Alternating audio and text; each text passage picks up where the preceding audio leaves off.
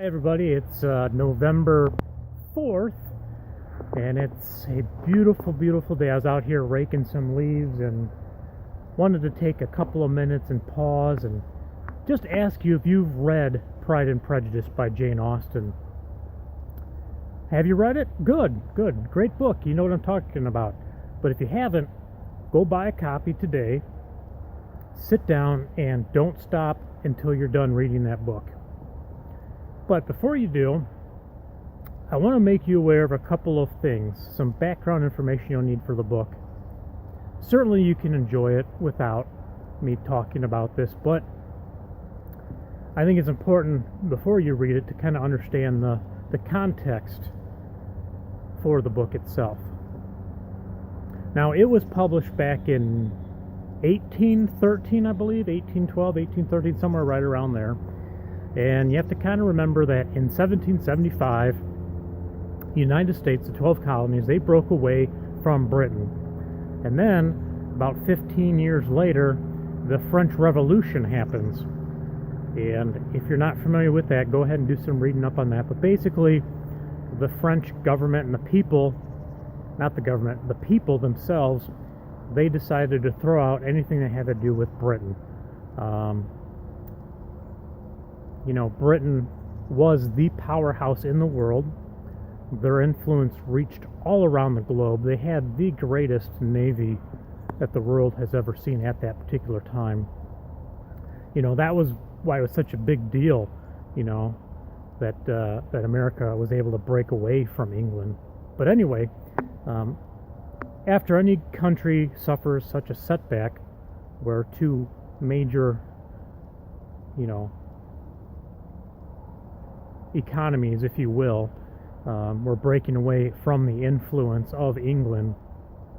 England itself was starting to go through this change.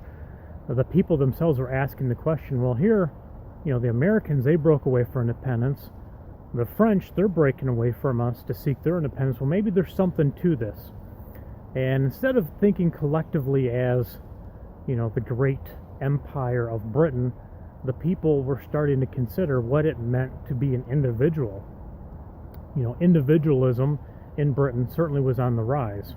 And also, in the writing community, more female authors were coming out and starting to write books.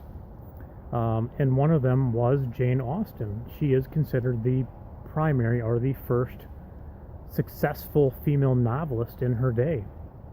And of course, her books are classics for that very reason. She's a very witty author. She likes to make a lot of jokes. When you're reading her books, especially Pride and Prejudice, slow down and really think about what she's saying. Because the language, really isn't the same as what we speak now today. It's different. It's more formal. And you'll have to kind of catch yourself and, did Elizabeth Bennet really just tell Darcy this? Did she really just make a jab at her mother? And in most cases she did. So if you slow down a little bit when you're reading the book, you'll catch some of the witty humor that Jane Austen throws in there, and that's what does make it, in some respects, a classic novel. But on the other hand, going back to this idea of individualism, at the time in Britain, it was very customary for prominent families to marry for money and for property. And that's one of the themes that's in this book. Elizabeth Bennet's father has 5 daughters, I believe, and they're all coming to the age where they're starting to look for husbands. And the mom, Elizabeth's mother, she's really pushing her husband to get her daughters out there, get these daughters to these different balls, these formal engagements where they can start interacting with other men, so they can start arranging marriages, if you will. So marriage wasn't really seen as something you do for love. It was something you did out of duty for your family, so that they can maintain the money and wealth and status they have, through marrying other families that have money or, prestige or status. ideally, the only way you could move up in a society like that, a stratified society, is by marrying somebody of higher social standing. But that was pretty uncommon, and you'll see that from the book. Like Lady Catherine, she puts a lot of pressure on the Bennets to keep them in their place, but it's through Elizabeth's strong will and independent spirit that shows that I like Darcy. He's the right guy for me. There's no reason why the constraints that society has placed upon individuals should carry. That's a very feminist attitude. So I hope you read the book. It is very good. Take your time reading it, as I said, and just enjoy it. And feel free to research a little bit about it too, and see what critics have said about the novel over the years, because you'll see that it has changed. When it first came out, some people really didn't like this book, Pride and Prejudice.